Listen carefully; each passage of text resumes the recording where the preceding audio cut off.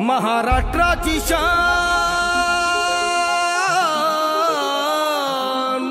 आम्हा जनतेचा प्राण।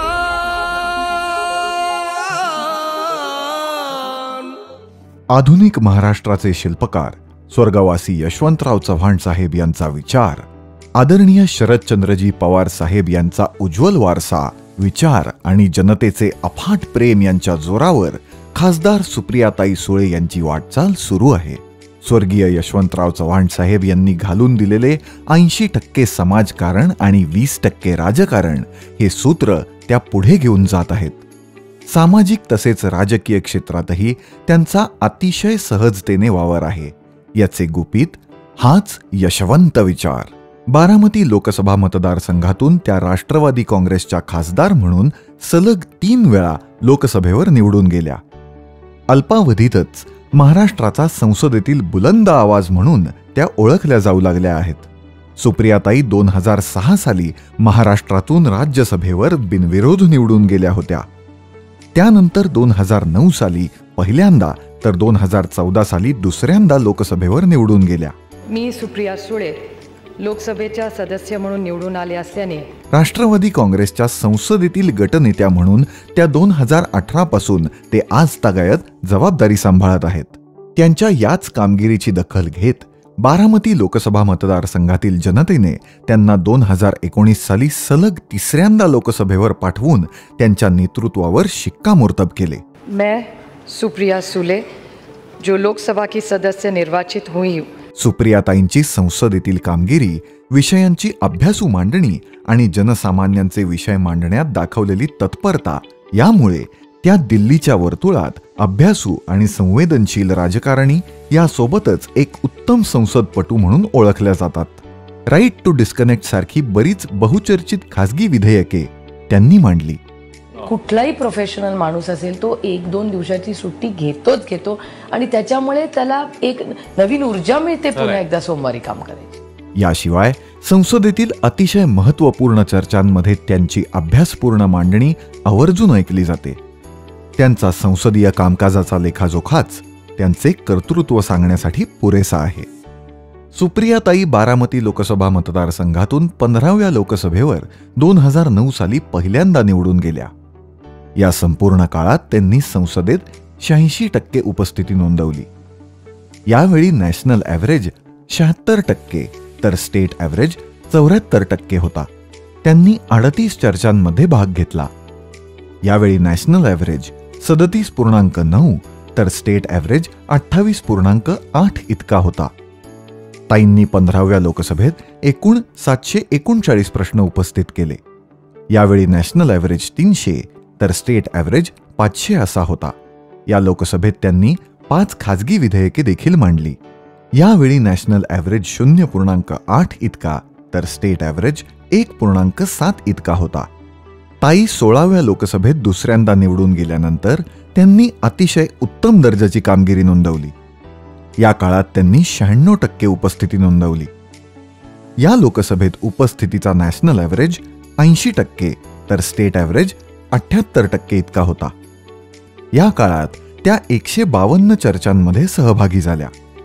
यावेळी चर्चेत सहभागाचा नॅशनल ॲव्हरेज 67.1 तर स्टेट ॲव्हरेज 68.6 इतका होता। ताईंनी 16व्या लोकसभेत 1186 प्रश्न उपस्थित केले। यावेळी नॅशनल ॲव्हरेज 293 तर स्टेट ॲव्हरेज 607 एवढा होता। खासदारांचे महत्त्वाचे संसदीय आयुध म्हणून ओळखली जाणारी खासगी विधेयके देखील सुप्रियाताईंनी मांडली आहेत। त्यांनी एकूण 22 खासगी विधेयके मांडली। या बाबतीत नॅशनल ॲव्हरेज 2.3 तर स्टेट ॲव्हरेज 4.8 इतका होता। ताई 17व्या लोकसभेत निवडून गेल्यानंतर सातत्यपूर्ण सर्वोत्तम कामगिरी करणाऱ्या सर्वोत्कृष्ट खासदार ठरल्या आहेत। या काळात त्यांनी 93% उपस्थिती नोंदवली। या लोकसभेत उपस्थितीचा नॅशनल ॲव्हरेज 79% तर स्टेट ॲव्हरेज 74% इतका आहे। 17व्या लोकसभेत त्या 238 चर्चांमध्ये सहभागी झाल्या। या लोकसभेत चर्चेत सहभागाचा नॅशनल ॲव्हरेज 45.1 तर स्टेट ॲव्हरेज 55.9 इतका होता। त्यांनी 17व्या लोकसभेत 609 प्रश्न उपस्थित केले आहेत. यावेळी नॅशनल ॲव्हरेज 204 तर स्टेट ॲव्हरेज 375 एवढा आहे. आत्तापर्यंत त्यांनी एकूण 16 खासगी विधेयके मांडली. या बाबतीत नॅशनल ॲव्हरेज 1.5 तर स्टेट ॲव्हरेज 2.9 इतका आहे. या काळात आत्तापर्यंतच्या कामकाजात सुप्रियाताईंनी अतिशय उज्ज्वल कामगिरी बजावली असून संसदेत सर्वाधिक चर्चा, प्रश्न आणि खासगी विधेयके यासह देशात प्रथम क्रमांक मिळवला आहे. बारामती लोकसभा मतदारसंघाच्या खासदार सुप्रिया सुळे यांनी पुन्हा एकदा सर्वोत्कृष्ट खासदारकीच्या मानचिन्हावर मोहर उमटवलेली आहे. सुप्रिया सुळे पुन्हा आता सर्वोत्कृष्ट खासदार ठरल्यात. बारामतीच्या खासदार सुप्रिया सुळे या देशातील सर्वोत्कृष्ट खासदार ठरलेल्या आहेत. सर्वाधिक म्हणजे 711 गुणांक मिळून देशातील सर्वोत्कृष्ट खासदार होण्याचा मान मिळवलाय. सुप्रिया सुळे पुन्हा सर्वोत्कृष्ट खासदार ठरले आहेत. खासदार सुप्रिया सुळे यांना दुसऱ्यांदा संसद महारत्न पुरस्कार जाहीर झालाय. सुप्रिया सुळेंनी अभ्यासपूर्ण मांडणी आणि उपस्थितीमुळे पुन्हा एकदा संसद रत्न मानचिन्हावर आपली मोहर उमटवली आहे. सुप्रिया सुळे यांनी सर्वाधिक 711 गुणांक मिळवून देशातील सर्वोत्कृष्ट खासदार होण्याचा मान मिळवलाय. विषयाची संयत व अभ्यासपूर्ण मांडणी हे ताईंच्या या यशाचे बलस्थान आहे, हे आवर्जून सांगितले पाहिजे. लोकसभेत लोकहिताचे सर्वाधिक प्रश्न विचारणाऱ्या खासदार म्हणून त्यांची ओळख निर्माण झाली आहे.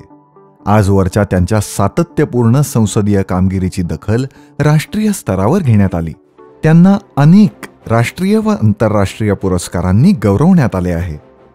त्यांना माजी राष्ट्रपती भारतरत्न डॉक्टर APJ अब्दुल कलाम यांच्या संकल्पनेतून सुरू झालेला चेन्नई येथील प्राईम पॉइंट फाउंडेशन आणि प्रिसेन्स यांच्या वतीने सर्वोत्कृष्ट संसदीय कामकाजासाठी देण्यात येणारा संसद रत्न पुरस्कार सलग 7 वेळा मिळाला. आज मला संसद रत्न पुरस्कार हा मिळालेला आहे. हा महाराष्ट्राची समस्त जनता, बारामती लोकसभा मतदारसंघ आणि राष्ट्रवादी काँग्रेस पक्षाने दाखवलेल्या विश्वासामुळे मला ही संधी मिळाली. तसेच सातत्यपूर्ण सर्वोत्कृष्ट कामगिरीसाठी दर 5 वर्षांनी दिला जाणारा संसद महारत्न पुरस्कार सलग 2 वेळा मिळाला आहे. याशिवाय संसद विशिष्ट रत्न या पुरस्काराने देखील त्यांना गौरवण्यात आले आहे. फेम इंडियाचा नारी शक्ती उत्कृष्ट संसदपटू पुरस्कार सलग 3 वेळा मिळाला. युनिसेफचा पार्लमेंटरी अवॉर्ड फॉर चिल्ड्रन हा आंतरराष्ट्रीय पुरस्कार, द सोफी इंडियन अवॉर्ड आणि देवी पुरस्कार असे राष्ट्रीय तथा आंतरराष्ट्रीय पातळीवर मिळालेले पुरस्कार त्यांच्या कामाला मिळालेली ही पावती आहे. राष्ट्रीय तसेच आंतरराष्ट्रीय स्तरावर त्यांना स्वीकार्हता आहे. संयुक्त राष्ट्राच्या 70व्या आमसभेत 2015 साली भारताची अन्न सुरक्षा विषयक भूमिका मांडण्याची संधी त्यांना लाभली, ही विशेषत्वाने नमूद करण्याची बाब. I now give the floor to the distinguished representative of India, Her Excellency Supriya Sule, Member of Parliament.